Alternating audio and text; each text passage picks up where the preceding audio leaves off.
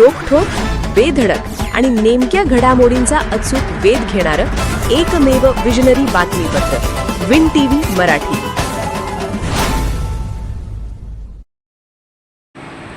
मध्यरात्री घरफोडीचा थरार, कुटुंबियांना मारहाण करून रोख रक्कम व दागिने लंपास. शावडी तालुक्यातील शित्तूर वारुण परिसरातील पाटीलवाडी येथे मध्यरात्री घरात घुसून कुटुंबियांना मारहाण करत रोख रक्कम व सोन्याचे दागिने लुटून नेल्याची धक्कादायक घटना घडली आहे.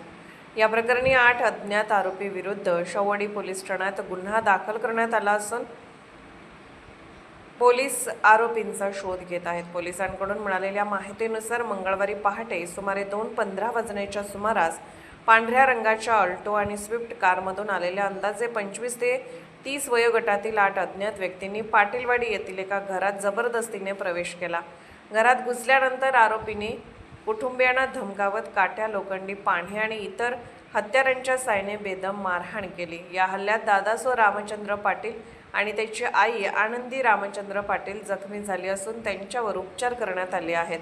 आरोपींनी घरातील 9,923 रुपयांची रोख रक्कम तसेच सुमारे 70,000 रुपयांचे सोन्याचे दागिने असा एकूण 79,923 रुपयांचा मुद्देमाल लंपास केला.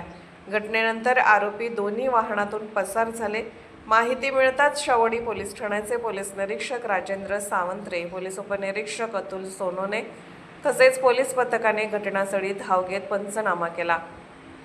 परिसरातील सीसीटीव्ही फुटेज, वाहनांची माहिती आणि इतर तांत्रिक पुराव्यांच्या आधारे तपास सुरू करण्यात आला आहे.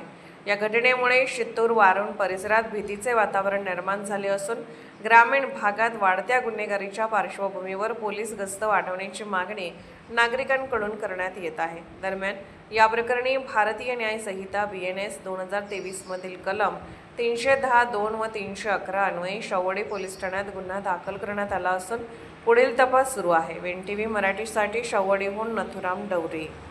विन टीव्ही मराठी न्यूज चॅनलला लाईक करा, शेअर करा आणि सबस्क्राईब करा.